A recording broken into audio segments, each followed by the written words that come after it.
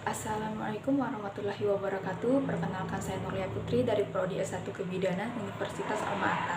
Di sini saya akan mempresentasikan mekanisme persalinan dengan presentasi kepala, bokong, dan muka. Baik, untuk yang pertama yaitu mekanisme penurunan kepala. Pada prosedur scan, kepala janin akan melakukan sinklitismus. Sinklitismus adalah diameter sutura sagittalis sejajar dengan pintu atas panggul, yaitu dari simfisis ke promontorium. Karena adanya tekanan kontraksi, tekanan air tuban, kepala menyesuaikan dengan jalan lahir, maka kepala melakukan asinklitismus anterior, yaitu kepala janin mendekati promontorium sehingga os parietal lebih rendah. Kemudian kepala terus di-scan dan menyesuaikan dengan jalan lahir dan melakukan asinklitismus posterior, yaitu kepala janin mendekati simfisis pubis. Karena tulang simfisis pubis ini keras, maka kepala janin berusaha fleksi. Fleksi yaitu posisi menekuk atau dagu menempel di dada.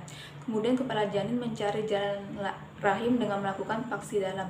Paksi dalam terjadi ketika kepala janin sejajar dengan spina ischiadica.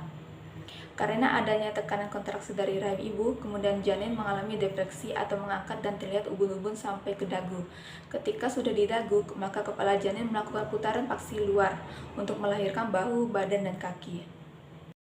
Baik, untuk yang kedua yaitu mekanisme persalinan presentasi muka. Umumnya keadaan diawali dengan presentasi dahi yang kemudian pada proses desensus berubah menjadi presentasi muka. Ketika masuk atas pintu panggul, dagu dalam posisi transversal atau oblik. Pada pintu tengah, panggul rotasi internal terjadi sehingga kepala semakin memasuki panggul dengan cara mengubah posisi dagu ke arah anterior. Perputaran dagu ke arah anterior akan membuat kepala dapat memasuki pintu tengah panggul dan dagu serta mulut muncul di vulva. Pada keadaan demikian, dagu bawah tepat berada di bawah simfisis. Kemudian terjadi fleksi kepala sehingga berturut-turut lahirlah hidung, mata, dahi, dan oksiput. Setelah kepala lahir, terjadi ekstensi kepala sehingga oksiput menekan ke arah anus. Kemudian terjadi putaran paksi luar sehingga kepala menyesuaikan kembali dengan arah punggung janin. Dan yang terakhir yaitu mekanisme persalinan presentasi bokong. Bokong masuk ke PAP dengan garis pangkal paha melintang atau miring. Setelah di dasar panggul terjadi putaran paksi dalam sehingga di pintu bawah panggul garis pangkal paha menempati diameter anterior posterior, di mana rahang terdepan berada di bawah simfisis.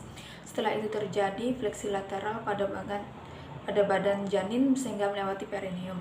Lahirlah bokong dan seluruh kaki.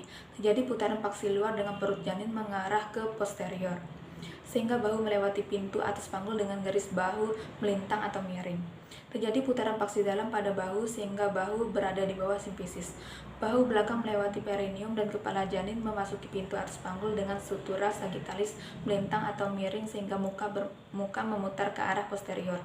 Suboksiput berada di bawah simfisis. Dengan beradanya di bawah simfisis menyebabkan suboksiput menjadi pusat pemutaran untuk lahirnya dagu, mulut, hidung, dan seluruh bagian kepala.